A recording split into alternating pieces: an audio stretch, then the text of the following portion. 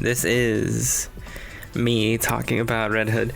So last video I made was talking about Red Hood, but I want to bring it up again because I just read Red Hood, The Lost Days, The Lost Years, and it really, because that is like a direct sequel slash prequel to Under the Red Hood, it really shows to me the differences between Jason and Bruce, and how Jason's path to becoming the Red Hood, he could have gone a different way, but like realistically, he was always destined to kind of just like become a monster. And not by choice, but just by the actions of others around him who should have had his best interest in heart. This includes Bruce, but it's also people like Talia al Ghul in particular.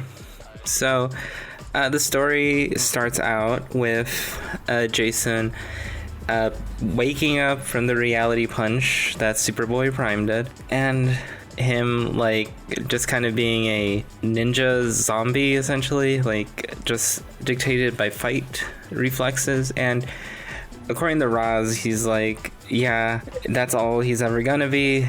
Stop trying to do anything, Talia. Just let him be. Because his whole thing is like, we have no idea why or how he came back to life. So you can do some bad shit if you try to put him in the Lazarus pit, because it's like, we already know what type of magic or sorcery or cosmic stuff is happening to bring him back.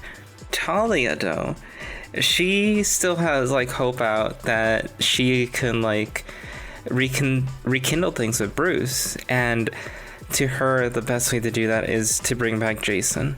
And already like Roz is telling her that man will never love her, and it's kind of true, because their viewpoints on the world are so diametrically opposite of each other. That's like, there ain't no way. Because like, that's why I feel they like each other in any way. It's like they both are so staunchly set in their way of view, and like do not bend the knee about it.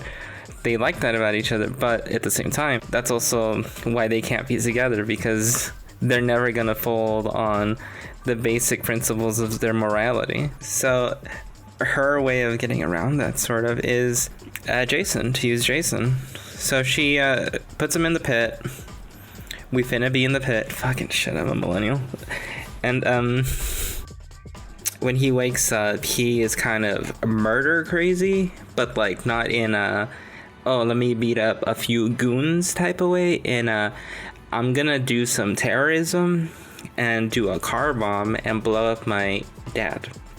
He stalks Bruce. He like plans all this meetups with different criminals, all in a bid to eventually trap Bruce in this specific alleyway that he planned out, and place a bomb under the Batmobile, blow him up.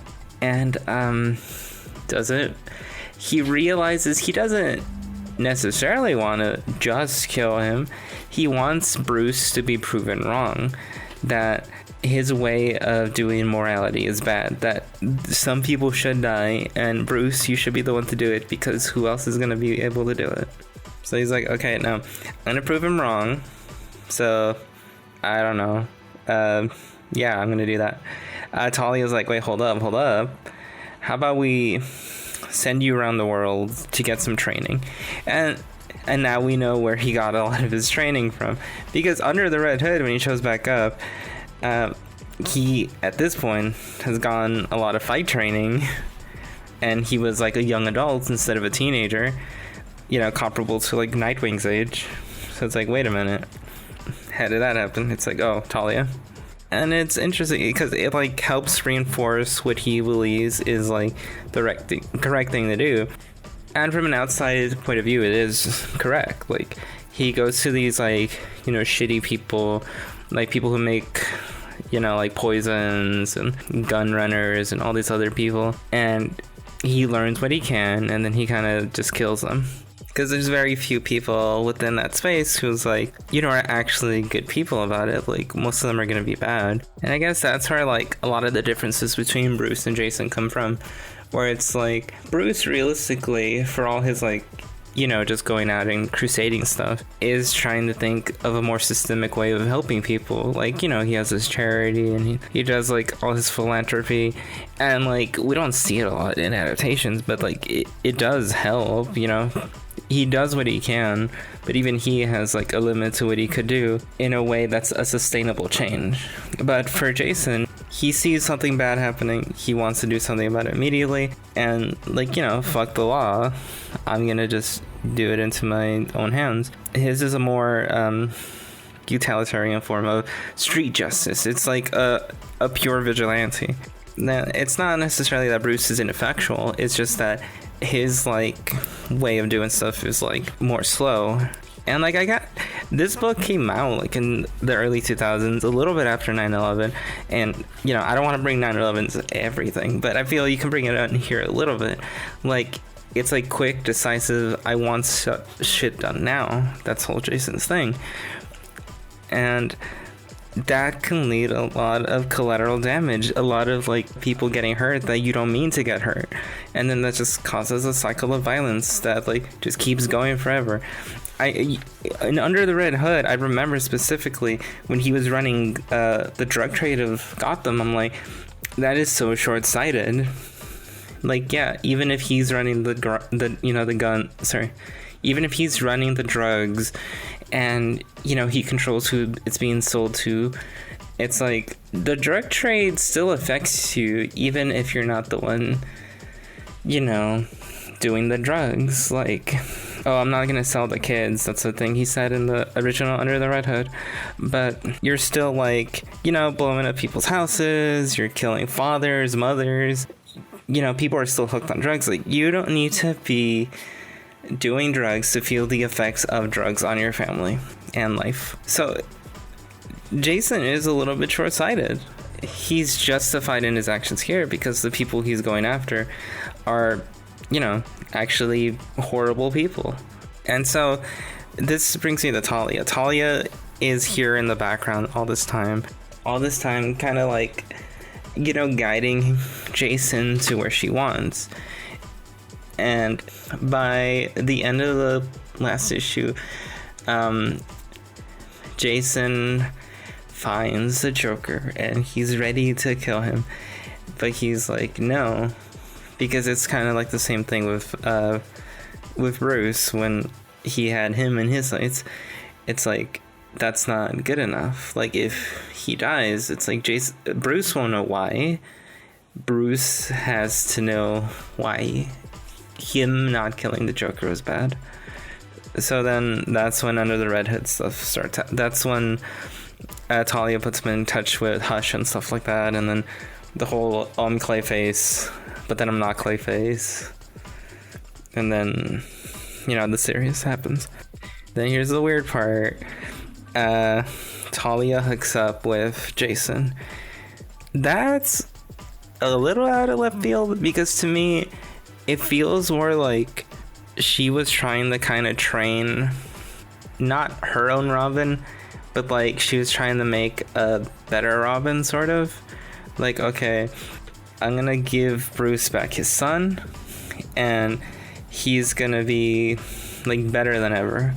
To me, that's how like it felt what was happening. Like, it didn't feel like a sexual thing.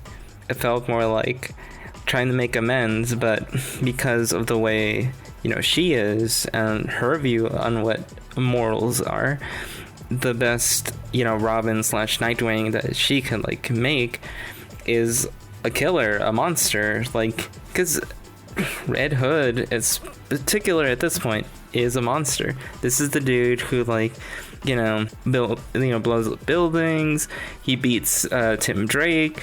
He laughs at the fact that Nightwing could be dead. Like, this is a horrible person, and she helped make this monster instead of like trying to help him like deal with the pain of coming back to life. And of all these like experts that she brings him to, she didn't bring him to a therapist, but no, she was reinforcing all the bad thoughts and habits that he had and the anger and revenge that he wanted.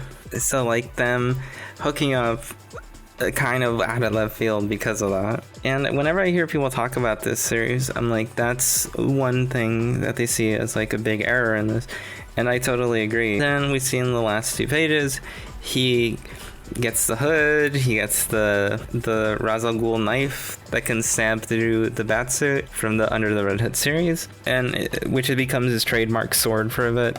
He brings it back during when he fights I think Speedy, and also I think when he fights Tim. It's been a while since I read those appearances. Here's some stuff I wish though. I wish they explained why he chose the Red Hood a little better. Like, you could have built it up a little, like, oh, I'm taking back the name of the person that killed me, or something like that. But no. And yeah, like, he's a good dark reflection of Bruce. Like, all the unwaveringness that Bruce has in his fight against justice. I'm sorry, in his fight for justice, but in the wrong way. It's very much like he embodies the ends justify the means. And for Bruce, it's very much the opposite. And that's why he doesn't kill, because it's like, if you get there through bad ways, through easy ways, as he puts it, it's like, what's the point? It just doesn't stop then. But yeah, I would recommend this series. I got it from my library, so if you ever want to know how I get my books, I mostly get them from the library. And yeah, I think I'm gonna read more the first appearances of the Red Hood, because I do feel it's a very compelling character.